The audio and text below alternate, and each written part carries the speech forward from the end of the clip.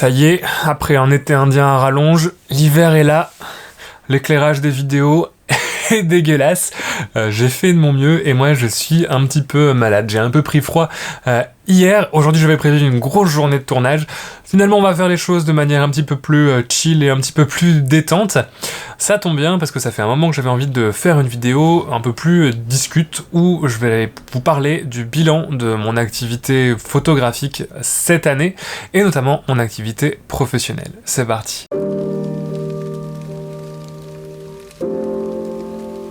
Au mois de décembre de cette année, ça va faire un an que j'ai pris la décision consciente de mettre 95% de mon énergie professionnelle dans la construction de mon projet photographique en photo commerciale.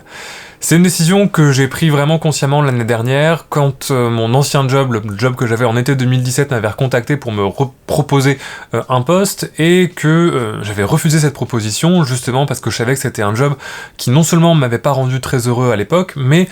qui surtout me prenait beaucoup de temps, notamment le week-end. Et je savais que c'était quelque chose qui allait se mettre en travers de cette volonté que j'avais de développer mon activité photographique. Une fois que j'avais refusé ça, j'avais plus le choix et je devais vraiment investir toute mon énergie dans le développement de ce projet. Ce qui est étrange, c'est que dans ma vie, je me suis jamais dit que j'allais devenir, ou même essayer de devenir photographe professionnel, puisque c'est pas du tout mon parcours d'études au départ. Au départ, moi, je suis dans la gestion de projets culturels et je suis pas du tout dans la photographie, bien que depuis très longtemps, depuis mes 13-14 ans, j'ai toujours fait du contenu, j'ai toujours fait de la vidéo, j'ai toujours fait de la musique, des choses comme ça, et j'ai toujours créé des choses. Mais la photographie, c'était pas forcément quelque chose qui était naturel au départ chez moi. Et c'est la première chose dont je voulais parler dans cette vidéo, c'est que je me suis très rapidement rendu compte que faire des photos et être photographe professionnel, c'était pas du tout la même chose. Et souvent, c'est quelque chose que je vois dans certains des commentaires que je peux avoir sur cette chaîne quand je parle de mon activité professionnelle. Il y a des gens qui ont des réactions, qui me parlent par rapport au matériel ou par rapport à la façon de faire les choses, et qui, eux, partent uniquement du point de vue de la prise de vue personnelle, artistique, et moi je fais les choses différemment parce que justement, j'obéis à des contraintes totalement différentes. Je l'ai vu par exemple sur ma dernière vidéo sur le scanner où,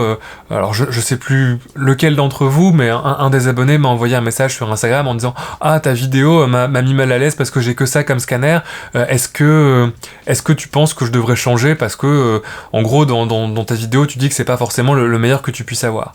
Et on m'a fait ça sur plein de choses, sur du matériel ou sur des choses comme ça, sur la review de l'EOS 3. Et ce qui est intéressant, c'est de se rendre compte que, oui, forcément, dans mon activité professionnelle, j'ai été amené à investir énormément d'argent, notamment cette année, dans du matériel qui était supérieur à ce que j'aurais pris dans une pratique personnelle. Le scanner, le Reflecta, c'est quelque chose que j'aurais jamais pris moi-même dans ma pratique personnelle parce que j'en ressens pas du tout le besoin.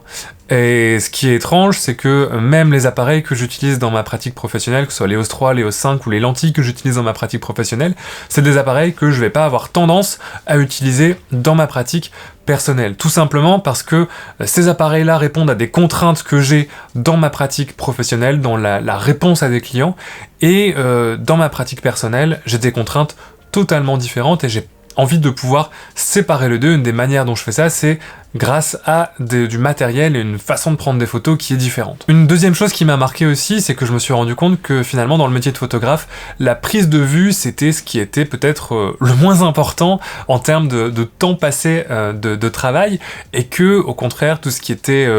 rapport client, tout ce qui était marketing et communication, c'était quelque chose qui prenait énormément de temps, surtout dans un début d'activité, et j'ai passé beaucoup de temps cette année à chercher des moyens de faire parler de mon activité, de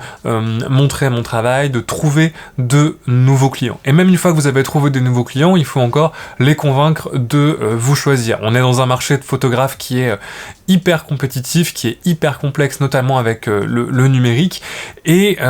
ça a été, je me suis rendu compte de la difficulté qu'il pouvait y avoir à mettre en avant son travail, à convaincre des clients du juste prix de sa prestation, du juste prix de son travail, et c'est quelque chose sur laquelle je me suis beaucoup amélioré au fur et à mesure de l'année, entre le mois de janvier et le mois de décembre, et sur laquelle je pense j'ai encore beaucoup de travail à effectuer,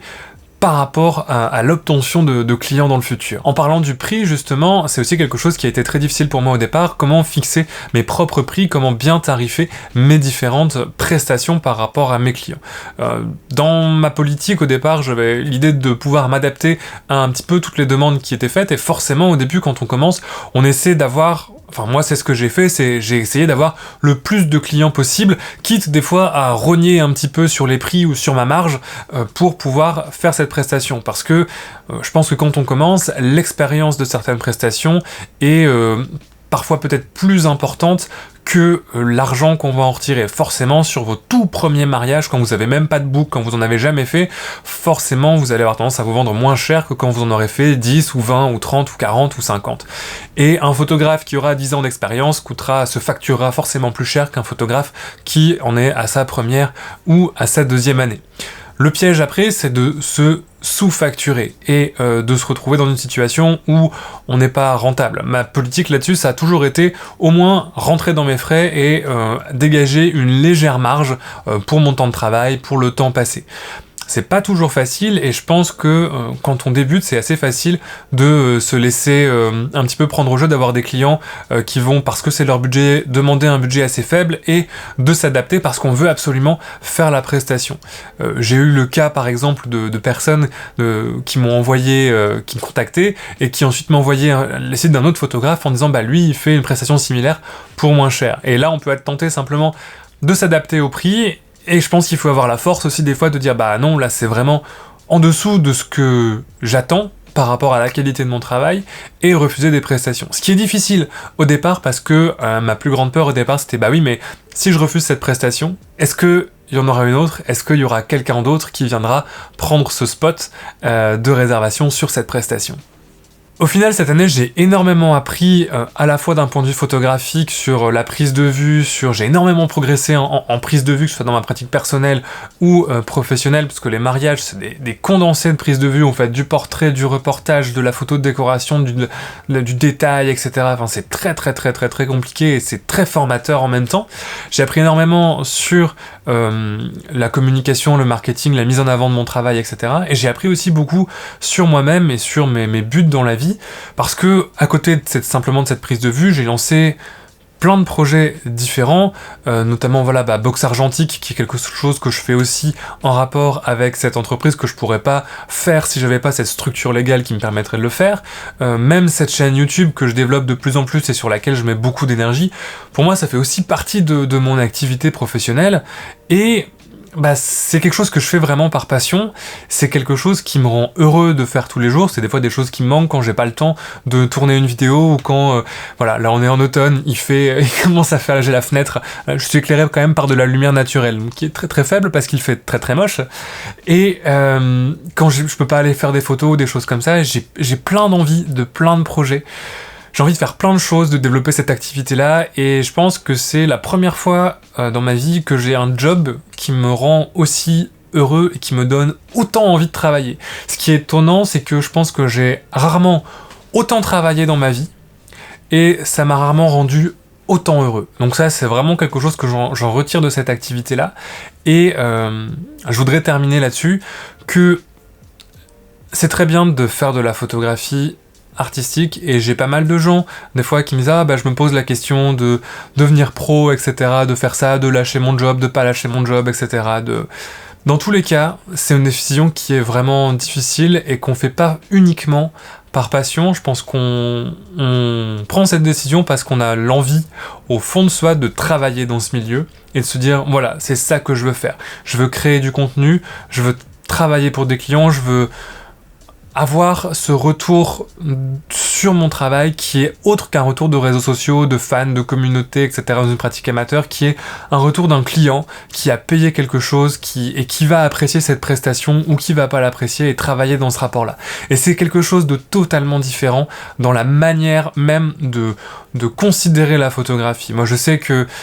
j'ai une pratique personnelle et j'adore avoir cette pratique personnelle, mais elle est très différente de ma pratique professionnelle et c'est ce que j'apprécie aussi, et j'apprécie les deux pour deux raisons différentes. Et à ce propos, avant d'aller me recoucher pour faire tomber la fièvre qui est en train que je sens monter petit à petit au fur et à mesure du tournage de cette vidéo, j'avais quelque chose à te proposer, puisque l'hiver c'est généralement une période qui est beaucoup plus calme pour la prise de vue photographique, surtout dans la région dans laquelle j'habite, c'est-à-dire dans le nord de la France, et malgré tout j'ai envie de profiter de cette période pour continuer à progresser, continuer à proposer de nouvelles choses et à avancer d'un point de vue professionnel par rapport à ça. Alors il y a plein de projets que je peux faire tout seul